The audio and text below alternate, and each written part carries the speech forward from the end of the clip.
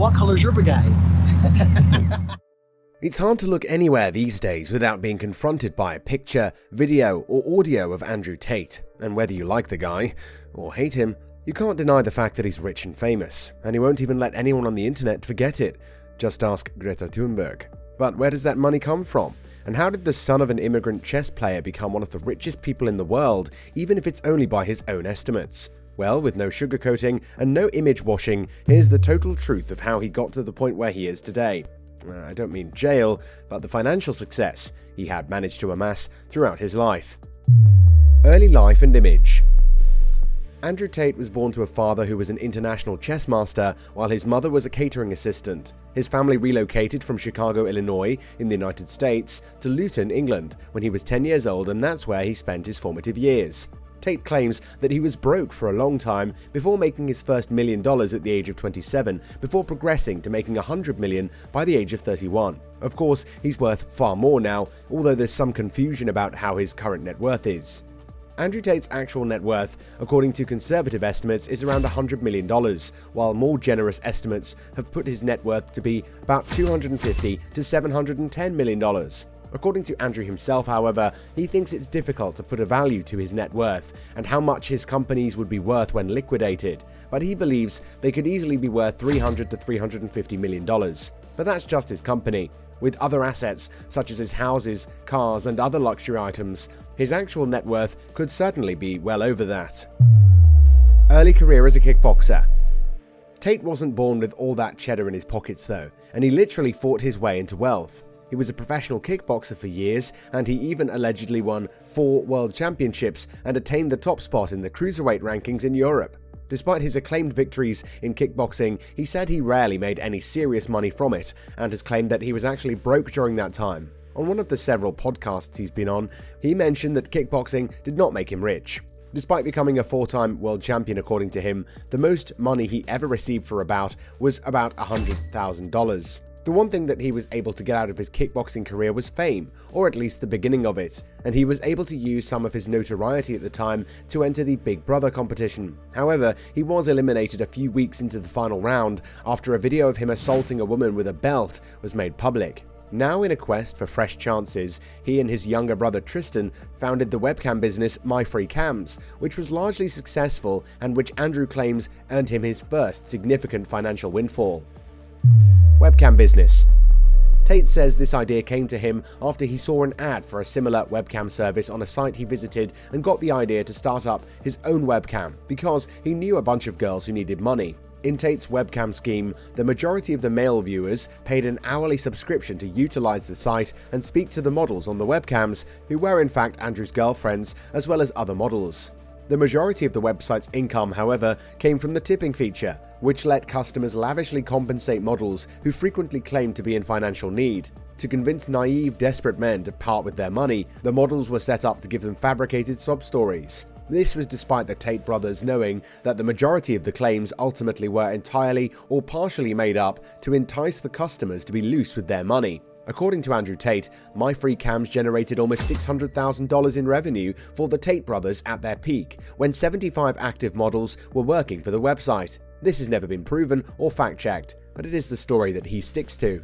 The company preyed on mainly guys who ought to have known better than to hand over their hard-earned money to complete strangers in exchange for little more than poorly crafted lies and attractive women. Some women even told men they wanted to meet them while pretending to have significant student loan debt, a family member who required private healthcare, or a desire to move to the United Kingdom. Controversies around his means of income.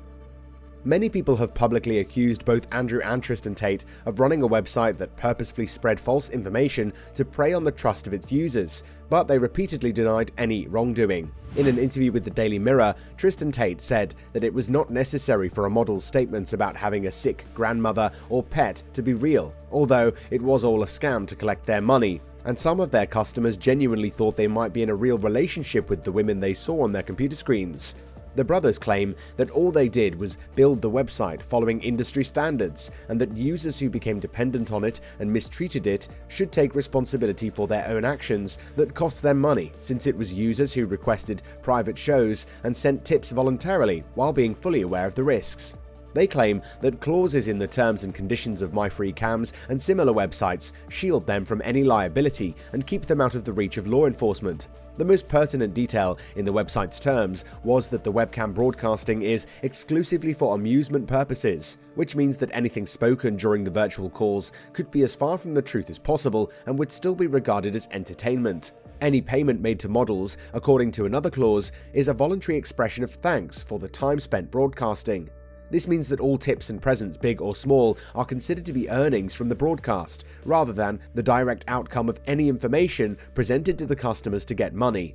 Andrew Tate asserts that the patrons' willingness to part with their money was mostly motivated by their lust for the models and perceptions that they had forged deep connections with them. Additionally, they discovered that customers were willing to pay more for models they thought they could have a chance to meet in person.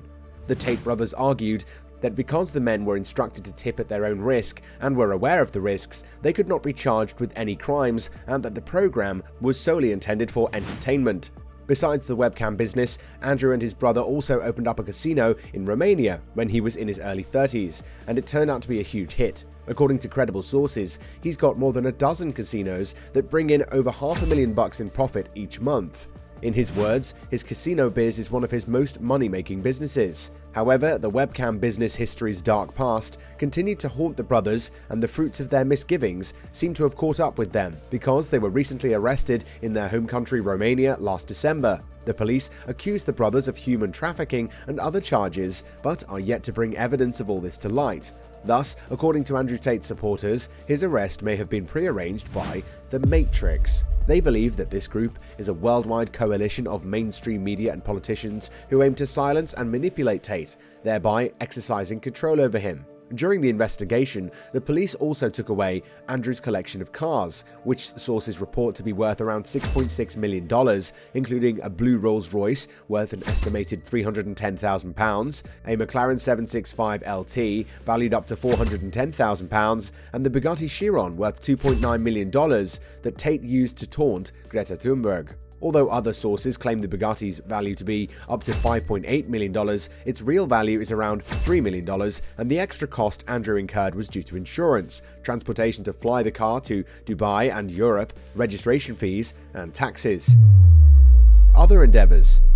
The height of Andrew's webcam site's success also led him to expand his online presence, particularly on social media. He pitched himself as a self-help guru who was interested in releasing males from the constraints of society's matrix and women who didn't know their place and tried to dominate men. He has over 11 billion TikTok views alone, and by June 2022, he had more Google searches than Donald Trump and Kim Kardashian combined. Leveraging further on his popularity, he also launched a controversial Hustlers University on Discord, which charges between $50 and $100 per participant. On the outside, it claims to be an empowering platform for men, but on closer inspection, looks more like a multi-level marketing scheme designed to enrich Andrew and others at the helm of its affairs. Despite this, Hustler University continues to rage on with new members supposedly signing up daily, and it continues to be Tate's largest money spinner, supposedly making him even more money than the webcam scam that got him his first million.